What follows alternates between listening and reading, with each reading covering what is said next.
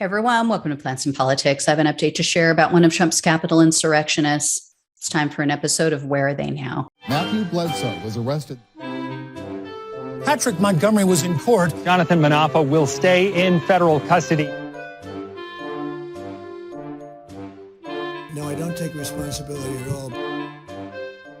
So 42-year-old Florida resident Nicholes Lentz is a former police officer and a Marine veteran, and he was seen in photos and on video inside the Capitol on January 6th. And in a video that Lentz shared on Facebook, he stated, quote, "America has spoken. You cannot stop millions of people. Cannot stop it. Can't. It's impossible. America has a voice. We give them power. We give the power. The people give the power, and we're here to take it back.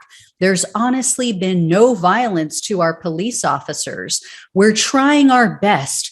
I'm trying my best to protect all police officers and security that are trying to maintain order. We're not here to hurt any cops. Of course, I love my boys in blue, but this is overwhelming for them. There's no way they can hold us back. So there is no violence, but you're doing your best to try to stop violence." Okay. I love how these people believe also, for some reason, likely narcissism, that they are America. They're the only ones who matter. They're the only ones who count. Yes, America did speak. We spoke in November of 2020. And what we said was that we were sick and tired of having a sociopath for a president.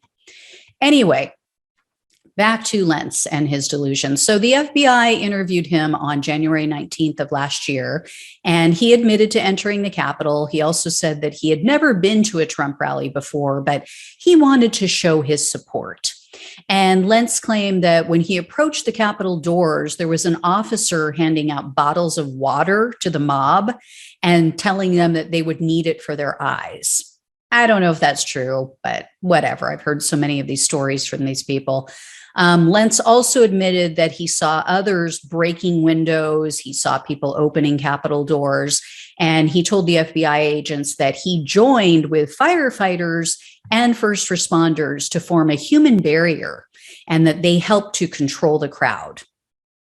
Okay, didn't work. But anyway, Lentz then told the FBI that no one seemed to care about trespassing and that there weren't any signs regarding trespassing, other than the tear gas and people having to literally break into the building. But anyway, this guy's a former cop. Just keep that in mind. So he did provide the FBI with January 6 photos and videos that he had taken, and he gave them a photo of what he was wearing that day, and he appeared to be pretty cooperative, all in all. Nevertheless, Lentz was arrested on February 19th of last year, and he was only charged with 2 misdemeanors. And I have to say, it's kind of common, the very early arrests, like early in January or mid-January, we weren't seeing them hit with more than maybe 1 or 2 charges. And then maybe down the road, there might be an indictment with additional charges, but typically they were being pretty lenient with a lot of these people. So he was hit with entering a restricted building or grounds, and then also disorderly conduct in a restricted building or on restricted grounds. So on February 22nd of this year, Lentz pleaded guilty to entering a restricted building, and he was facing up to 1 year in prison, up to 1 year of probation, and up to $100,000 in fines. Now, what's interesting and what I have to give him credit for is the fact that apparently he was given the opportunity to plead guilty to a lesser crime, a lower level disorderly conduct in a Capitol, and that would have meant up to only 6 months in jail and then a much lower fine, like $5,000 fine. Well, Lentz opted for the more serious charge instead. And in court, he told the judge, quote, "Disorderly conduct to me is worse than trespassing. Trespassing means I was somewhere I wasn't supposed to be. I didn't damage anything. Disorderly conduct means you actually did some sort of inappropriate act to a police officer or elder. If that carries more of a charge, that's fine. I'm not going to change it because that's my moral outlook. I'd much rather be guilty of trespassing than disrespecting someone."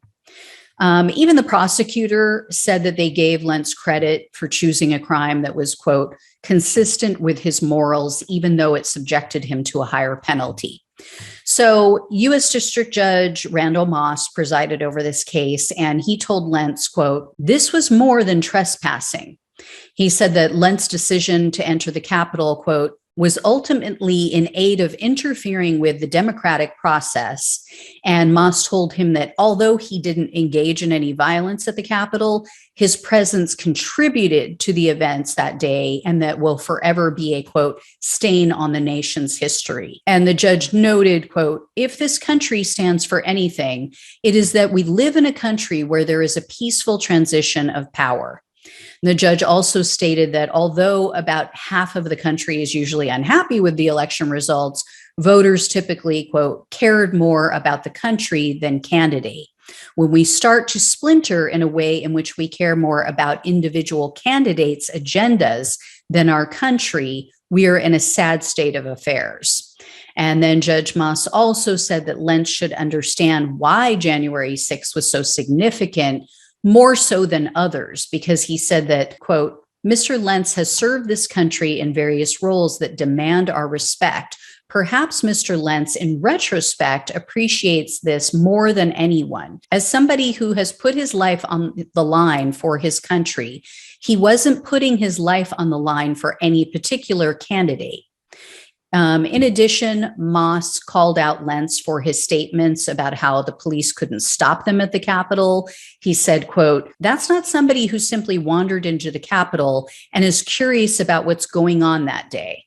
However, due to Lentz's extensive military service, which does include 17 years in the Marine Corps and 8 deployments between Iraq and Afghanistan, Judge Moss sentenced Lentz to only 36 months of probation, 30 days of home detention, and then 100 hours of community service. And he ordered him to pay a $500 restitution fee. I have mixed feelings about this one. I do appreciate his military service, and he does seem to be someone who's principled. However, as the judge said, he, more than most, should have known. And this shows how gullible he is, right? He served not only as an officer, but also in the military for 17 years, and he couldn't sniff out Trump's bullshit. Seriously? He was so easily fooled by Trump's lies about this election that he was willing to risk his freedom for a lifelong documented con artist who has literally screwed over everyone he's done business with and everyone he's been married to. You know, I mean, of course it's good. He's going to be on probation during the 2024 election, but I don't think that a short period in jail would have been inappropriate. I don't think that's too much to ask. Anyway, guys, I'll let you know when I hear more. Thanks so much for watching and listening. Take care. I'll talk with you soon.